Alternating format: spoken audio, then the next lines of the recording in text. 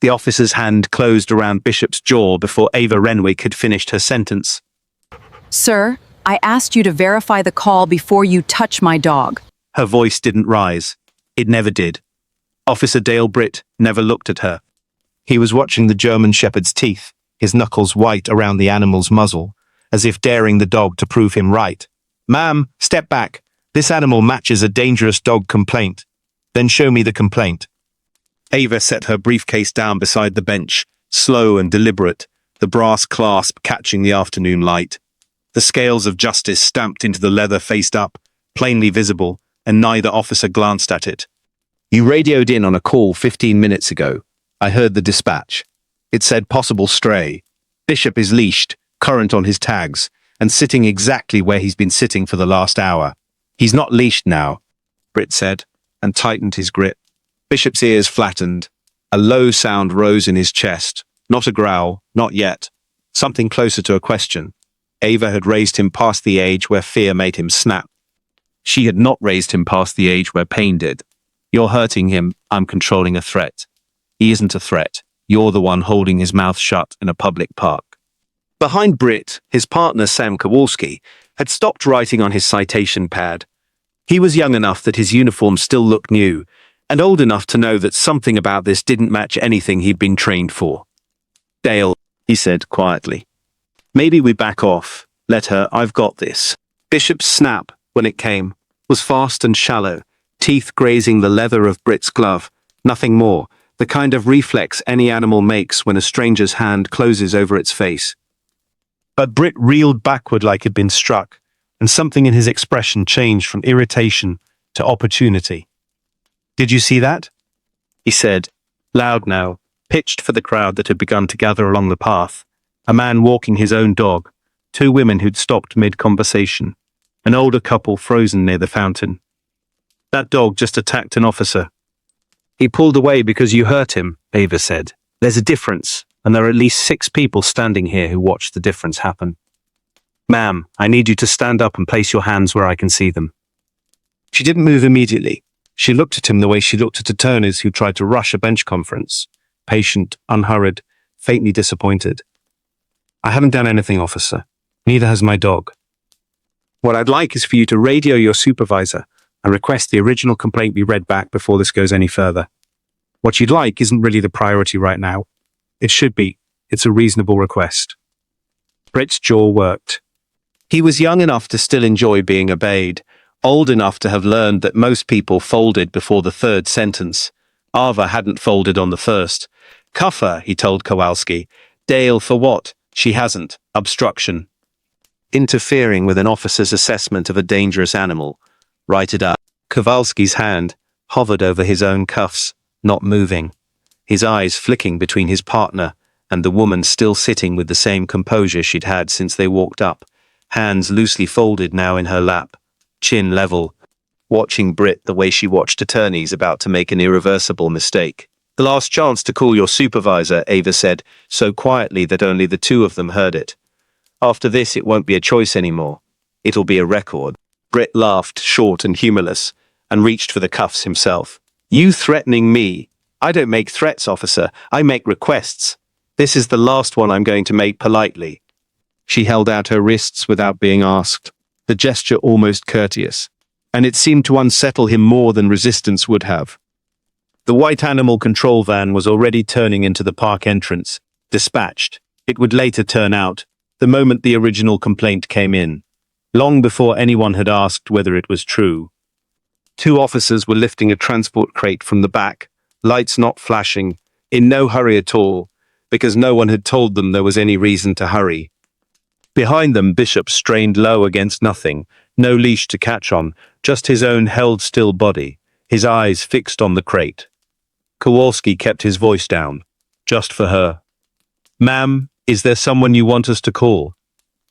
Ava looked past him, to the van, to the crate, to her dog. "Not yet," she said.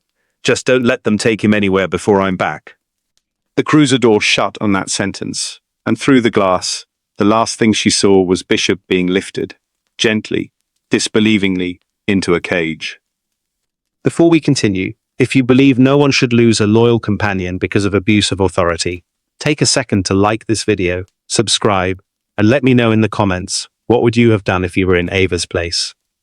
Now, let's see what happened after those cruiser doors closed. Precinct 11 smelled like burnt coffee and wet pavement. Ava sat in a plastic chair bolted to the floor, wrists free now. Someone had removed the cuffs at intake.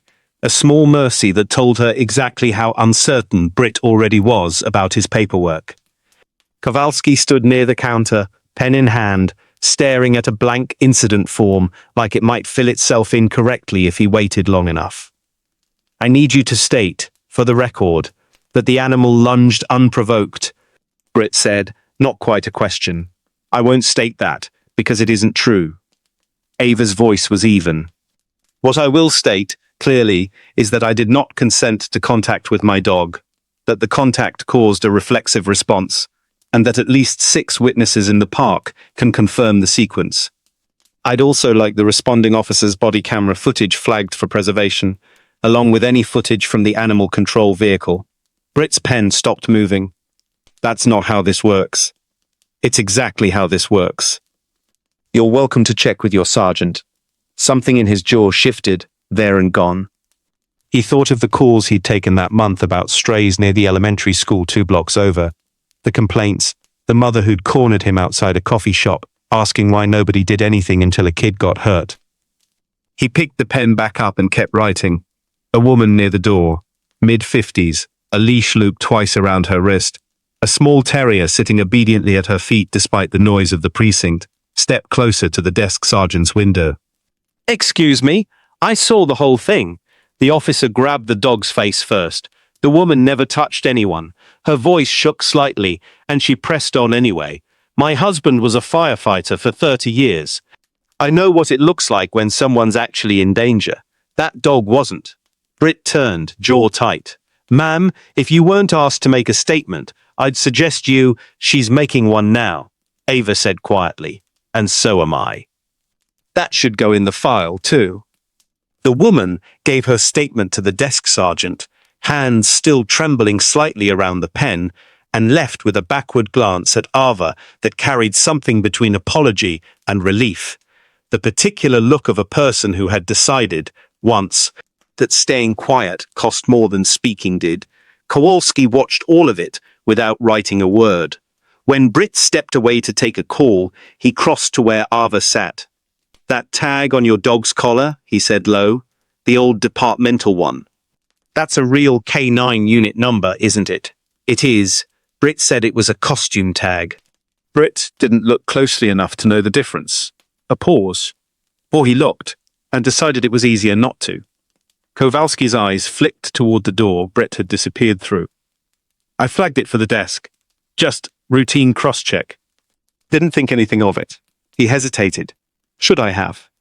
Ava studied him for a long moment, young, uncertain, standing at the exact fork every good witness eventually reaches. That depends on what you do next, she said. Outside, past the security glass, a white van idled at the curb. 2 animal control officers were unloading a transport crate onto a hand truck. The younger one, early 20s, department polo a size too big, glanced down at the intake sheet clipped to the crate, then back at the crate itself, where Bishop sat pressed against the far wall, ears low. Is this definitely a bite case? He asked his partner. Says here, contact only. Says what it says on the form, the older officer answered, not unkindly, already keying the address into the dashboard tablet. We just move what's on the form. The younger one didn't argue. He latched the crate a little more gently than procedure required, and said nothing else the rest of the drive. Ma'am, Kowalski said, they're taking him to the shelter overnight. Standard hold after a bite report. Ava's composure didn't crack, but something in her stillness sharpened. There was no bite. There was contact with a glove. I know, but it's what's on the form. Then the form is wrong, and someone is about to build an entire night's decisions on top of it. When Britt returned from his call, he didn't look at Ava. He signed the bottom of the incident report with more force than the pen required. Nervous.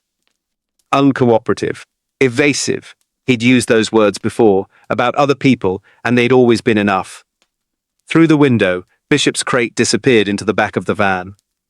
The doors shut with a flat metal sound that seemed to end the conversation before either of them could say anything else. "I hope someone is still recording," Ava said, mostly to herself. Kowalski's hand drifted toward the small camera clipped to his chest. He didn't switch it off. He didn't switch it on, either. It had been running the whole time, he realized, since the park, since before Britt had ever reached for the dog. He hadn't thought to check. Now, he wasn't sure whether that oversight was going to save him or bury him. "Before we head into the courtroom, I want to hear from you. Do you think Officer Britt deserves a second chance if he admits the truth, or has he already gone too far? Leave your answer in the comments, and if you're enjoying this story, don't forget to like the video and subscribe." The next chapter changes everything. The desk clerk who cross-referenced Bishop's tag number was not thinking about Ava Renwick when she did it. She was thinking about lunch, and about closing out an intake file before her shift ended, and about the fact that the K9 registry search took longer than it should have, because the number kept returning a result the software wasn't built to expect. Retired, Narcotics Division, commendation on file, medical retirement, not disciplinary. She read it twice. Then she picked up the phone and called her sergeant instead of finishing her sandwich. "You're going to want to see this," she said. Down the hall, Ava sat across from a different officer now, older, quieter, with the tired patience of someone who had filled out 10,000 forms and had learned to notice when one didn't add up. He asked her to walk through the stop again, start to finish, and she did, without embellishment, the same account, in the same order it had happened. "You're being very precise," he said. "I'm used to precision mattering." He didn't ask what she meant by that. He looked instead at the tag number on the intake sheet, then at his screen, then back at her, with the particular stillness of a man recalculating a decision he'd already halfway made. "Bishop's status as a retired K9 changes the euthanasia review process," he said. "He can't be summarily assessed. There's a formal hold procedure, has to go through a board, minimum 48 hours. And Officer Britt's report doesn't reflect that this is a decorated animal, not a stray." "It doesn't reflect a lot of things," Ava said. "No," he agreed slowly. "It doesn't." In the holding area, Ava heard Bishop before she saw him. A low, unhappy sound from somewhere down the corridor. Not quite a whine, the sound of an animal that didn't understand why the world had rearranged itself so suddenly. She asked the guard outside her door, plainly, without performance, "Has anyone checked on my dog?" The guard, unprepared for the question to be asked so simply, said he'd find out. And to Ava's mild surprise, he actually did. She was released 2 hours later. No charges filed, pending review. The same 3 words that could mean anything, from an apology in progress to nothing at all. Bishop stayed behind at animal control overnight, held under the review procedure the sergeant had just discovered existed. It was, in its own bureaucratic way, the safest place he could be. It also meant she was leaving the building without him, and that cost more than the hours in the chair had. Britt was in the hallway when she passed, arms crossed, jaw set in the particular way of a man who has decided that admitting a mistake is more dangerous than compounding one. "This isn't over," he said. No, Ava didn't slow down. "It isn't." She didn't explain what she meant. She didn't need to. Britt didn't go home after his shift ended. He told himself he needed gas, then that he needed food, then somewhere around 9 that he was just driving, the way he sometimes did after a bad call, letting the streets sort themselves out while his head did the same. He didn't clock the direction until he was already in the animal control lot, engine off, sitting in the dark with his hands still on the wheel. He didn't get out. Through the chain-link fence, past a row of dim security lights, he could see the low shape of the kennel building, a single window lit near the intake office. Somewhere in there, in a cage that wasn't built for an animal that size, was a dog with a decorated service record and a tag Britt had called a costume. He thought about going in, telling the night attendant he wanted to check the file, or check the dog, or he didn't finish the thought, because he didn't have a version of it that ended any way useful. What would he say? I wanted to see if he was okay. To who? For what? It wouldn't go in a report. It wouldn't undo the one already filed. He sat there for 11 minutes, by the clock on his dash, engine off, saying nothing to no one. Then he started the car and drove home. And if anyone had asked him the next morning why he'd gone, he would not have had an answer that made sense even to himself. Kowalski didn't sleep much either, though for a more concrete reason. He'd requested a copy of his own body camera footage, a routine pull, the kind any officer could file, and spent most of the night watching it at his kitchen table with the volume low so it wouldn't wake anyone. He watched the park, the bench, the dog sitting exactly where the report said he wasn't. He watched Britt's hand close around the animal's jaw 11 seconds before anything resembling a threat existed on camera, and he watched himself standing 3 feet away, saying, "Dale, maybe we back off," in a voice too quiet to matter. He didn't call anyone that night. He didn't file anything. He just watched it twice, then a third time, and by the end he understood, in the specific and uncomfortable way that only comes from seeing yourself on video, that silence had a timestamp too. By Monday morning, the department's legal liaison office had logged the witness statement, the clerk's registry flag, and a formal request, filed quietly, almost apologetically, by the desk sergeant himself, that the incident report be reviewed for inconsistencies before it went any further up the chain. None of it had reached Britt yet. He arrived for his next shift the way he always did, uniform sharp, expression settled back into its usual certainty, the 11 minutes in a dark parking lot already filed away somewhere he didn't plan on visiting again. Ava, 3 miles across town, was reading a different kind of file, her own calendar, open on the desk beside a stack of case folders, one line circled in blue ink, swearing in, Monday 9 a.m., courtroom 4. Bishop would be released that morning, cleared by the review board with hours to spare. She didn't know yet that the same courtroom the same morning had a routine citizen complaint hearing scheduled directly beneath her name on the docket, filed the night of her own arrest, 6 days earlier, by a clerk who had no idea whose case she was closing out. The hearing had been on the calendar for 6 days, filed the same night as Bishop's intake, a routine citizen complaint review, the kind that usually ran through in 15 minutes, with a mild reprimand nobody remembered by Friday. Britt had joked about it over the weekend, to anyone who'd listen, that some judge downtown was going to make him fill out a form in triplicate over a dog that never even broke skin. He said it again Monday morning, outside courtroom 4, straightening his dress uniform in the reflection of the door's brass plate. Kowalski said nothing. He hadn't said much of anything since Saturday, and the folder under his arm felt heavier than its contents should have allowed. "Relax," Britt told him. "This is nothing." The bailiff called the room to order. Britt and Kowalski took their seats at the respondent's table. Across the aisle, a woman from the department's legal liaison office arranged papers she clearly hadn't had time to read closely. Nobody in the room seemed to expect anything but a formality. All rise. The side door opened, and Ava Renwick walked in wearing a black robe instead of a cream cardigan, her expression the same one she'd worn on a park bench 8 days earlier, unhurried, unsurprised by the room she was standing in. Britt's hand froze halfway through straightening his collar. "The Honourable Judge Ava Renwick presiding," the bailiff said. Kowalski's mouth opened slightly. He didn't manage words. Britt's face moved through something quick and involuntary. Not shock exactly, more the specific stillness of a man watching a door he thought was already closed swing back open. Ava sat, arranged her files with the same unhurried precision she'd used opening her briefcase in the park, and looked at the incident report already logged into evidence. She didn't look at Britt yet. She read for a long moment, the room silent around the sound of a single page turning. "Before we begin," she said, "I'd like the arresting report read into the record. Specifically the section stating that the complainant consented to contact with her animal." She looked up. "Officer Britt, would you like to explain how that consent was obtained?" Britt stood, because standing was what the form required, and for a moment said nothing at all. He'd rehearsed something over the weekend, not quite a lie, more a way of describing Saturday that left out the parts that wouldn't survive scrutiny, and he could feel the shape of it sitting in his mouth, unused. She reached toward the dog. He said finally, "I was assessing a threat. The witness statement on file says otherwise." Ava turned a page without looking up, as does the desk sergeant's notation, requesting review of inconsistencies in your report.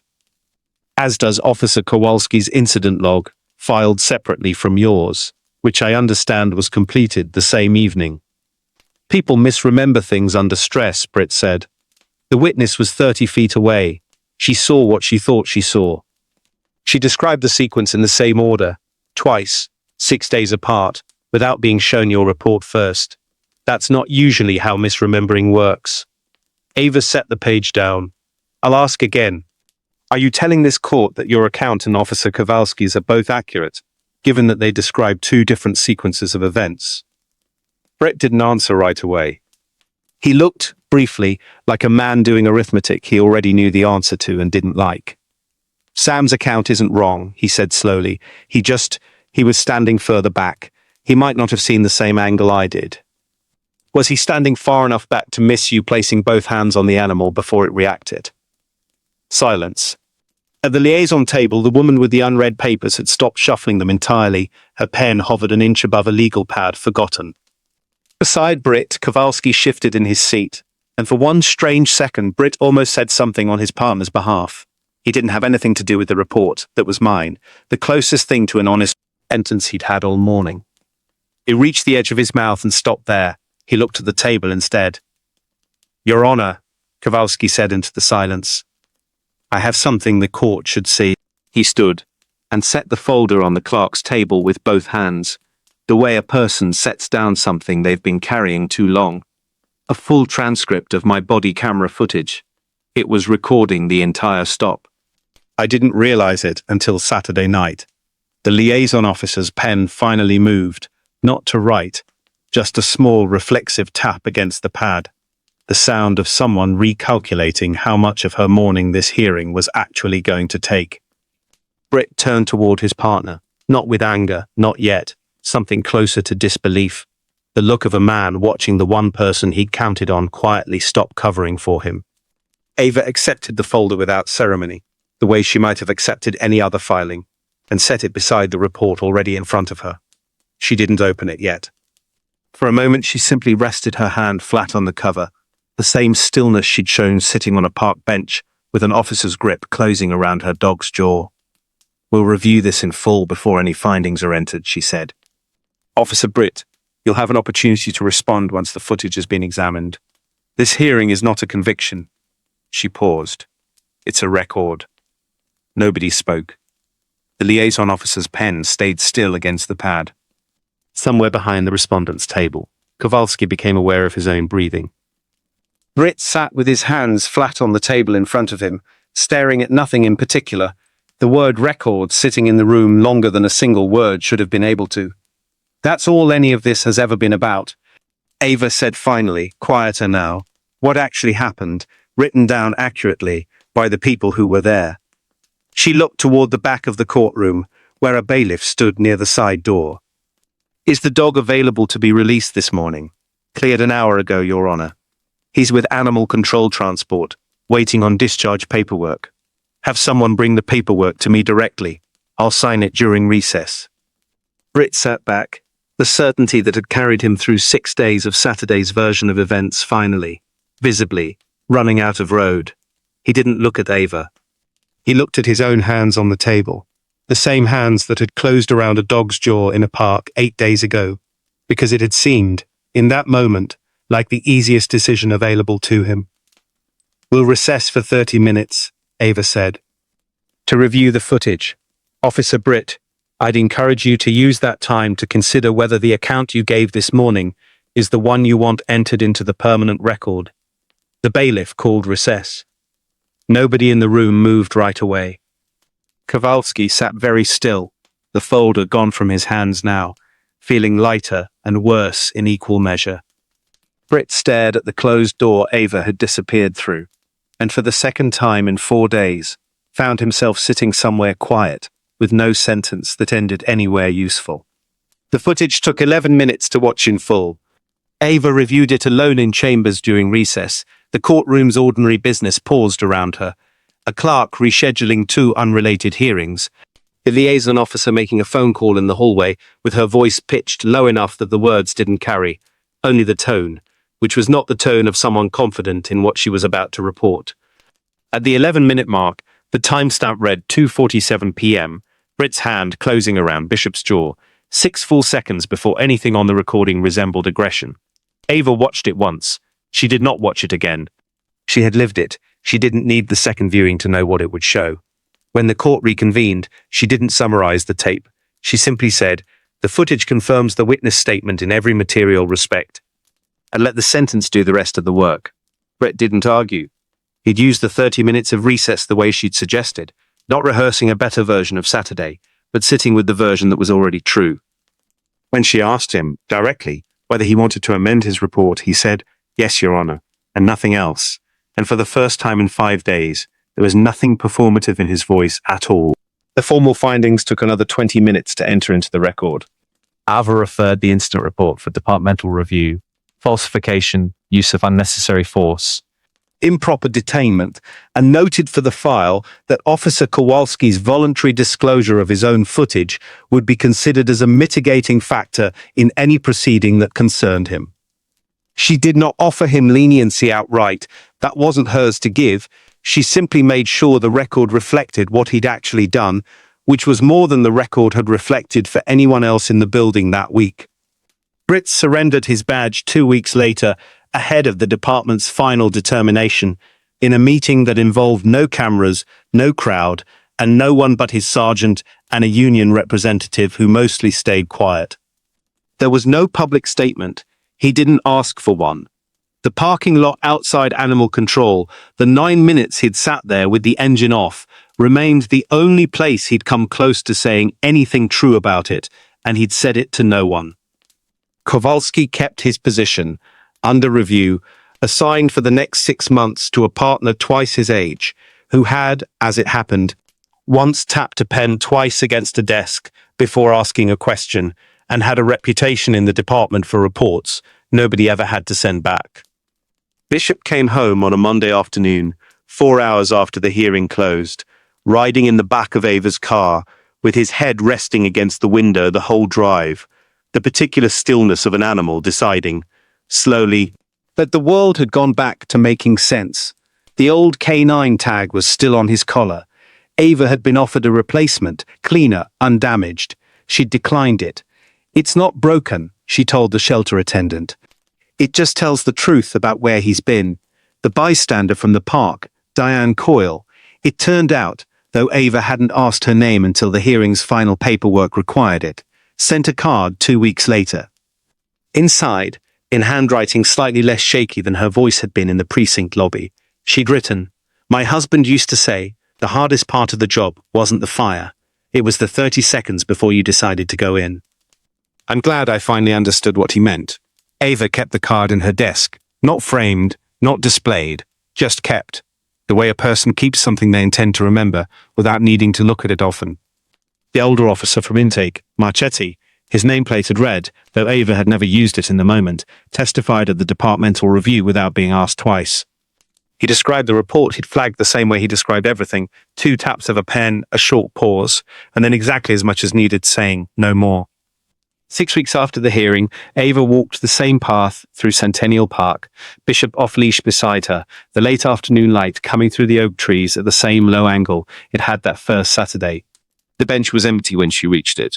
She didn't sit. A woman jogging past slowed, recognizing Bishop before she recognized Ava, the tag maybe, or the particular calm way the dog moved beside her without a leash, trusting the space between them to hold. "That's a beautiful dog," the woman said, and kept moving, and didn't ask anything else, because there was nothing about the scene that needed explaining. A woman and her dog, walking through a park on a quiet afternoon. Nothing about it looked like it had ever been anything else. Bishop stopped near the base of the oak tree, sniffed once at the grass, and sat, the way he used to before any of it happened, waiting without urgency for whatever came next. Ava stood beside him for a while, not thinking about the hearing, or the report, or the 11 minutes of footage, or the 6 seconds inside it that had changed everything. She was thinking, mostly, about how ordinary the park looked now, how completely it had gone back to being just a park, sunlight and grass and a dog waiting patiently at her feet, the way it had looked every day before someone had decided, wrongly, that it wasn't safe to be there. She reached down and scratched behind his ear, and he leaned into it the way he always had, and after a while, they walked on, past the bench, past the fountain, out toward the gate where the light was starting to go gold over the tree line. No crowd watching, no badge nearby, nothing left in the moment that needed a record kept of it at all. Sometimes justice isn't loud. Sometimes it begins with one witness speaking up, one honest report, and one person refusing to look away.